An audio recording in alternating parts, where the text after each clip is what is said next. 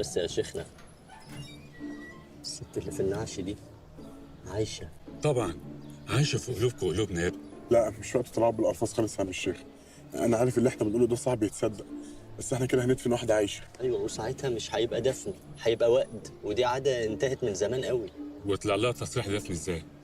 ما هي أصلا جت هنا غلط، وده موضوع هشرحه لك، بس نخرجها الأول. وما بتنطقش ولا نطقت ليه؟ هو ليه كل الاسئله دي؟ هو فضيلتك طموحك كالنيابه؟ ما اديني يسر، ما تسهلها معانا كده، اكيد مش بنشتغلك. يا جماعه للموت حرمه، وده حريم، يعني اللي يشوفهم لازم يكون محرم. الست دي امي. أيوة. الله يرحمك يا امي. ادعي لامي بالله. اللي له حاجه عند المتوفيه عندي انا. حد له فلوس عند امي؟ بتنصبوا في التراب. مفيش عظه. يا استاذ، امك ايه؟ في حاجه تثبت انها امك؟ معاك شهاده ميلاد مكتوب فيها اسم الست الوالده؟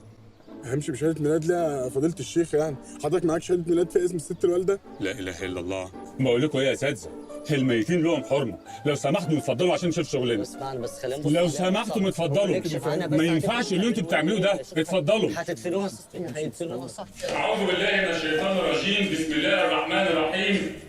يا أيتها النفس المطمئنة، ارجعي إلى ربك راضية مرضية، فادخلي في عبادي وادخلي جنتي. صدق الله العظيم. هندعو